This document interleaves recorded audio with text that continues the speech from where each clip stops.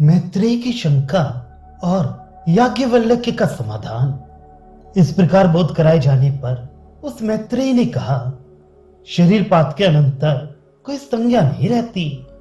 ऐसा कहकर ही श्रीमान ने मुझे मोह में डाल दिया है।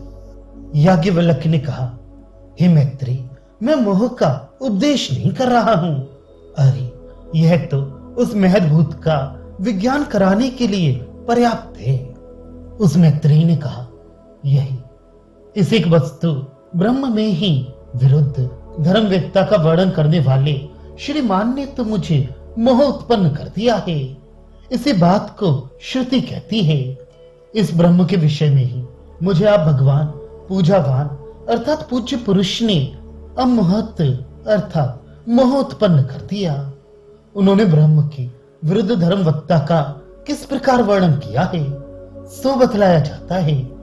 पहले वह विज्ञान घन ही है, ऐसी प्रतिज्ञा करके कि देहपात के अनंतर कोई संज्ञा नहीं रहती, ऐसा कहा है।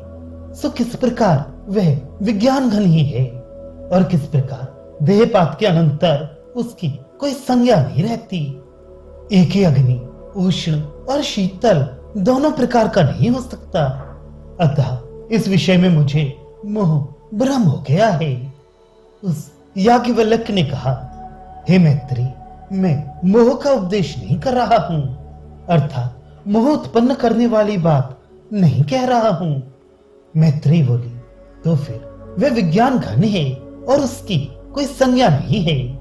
यह आपने उसके दो विरुद्ध धर्म क्यों बतलाए? याज्ञवल्क्य ने कहा, मैंने ये धर्म एक ही धर्मी में नहीं बतलाई है। भ्रांति से ही तूने ही एक वस्तु को विरुद्ध धर्म वाली समझ लिया है। मैंने ऐसा नहीं कहा।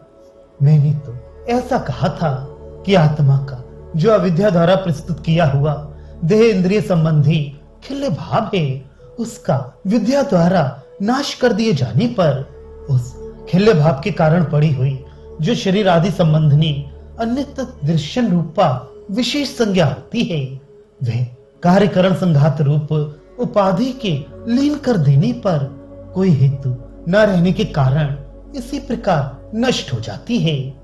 जिस प्रकार जल आदि आधार का नाश हो जाने पर चंद्र आदि का प्रतिबिंब और उससे होने वाले प्रकाश आदि का नाश हो जाता है, किंतु जिस प्रकार वास्तविक चंद्रमा और सूर्य आदि के स्वरूप का नाश नहीं होता, उसी प्रकार असंसारी ब्रह्म के स्वरूप विज्ञान घन का भी नाश नहीं होता। उसी को विज्ञान घन इस नाम से कहा गया है।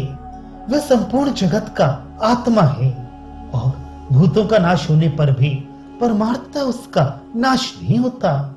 विनाशी तो अविद्या जनित खिल्ले भाव ही है, जैसा कि विकार वाणी से आरंभ होने वाला नाम मात्र है, इस अन्य श्रुति से सिद्ध होता है। किंतु यह तो पारमार्थिक है। और हे मैत्री, यह आत्मा तो अविनाशी है।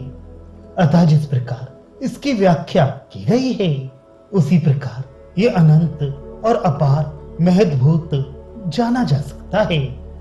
विज्ञाता के विज्ञान का विशेष रूप से लोप नहीं होता, क्योंकि वह अविनाशी है। ऐसा श्रुति आगे कहेगी भी।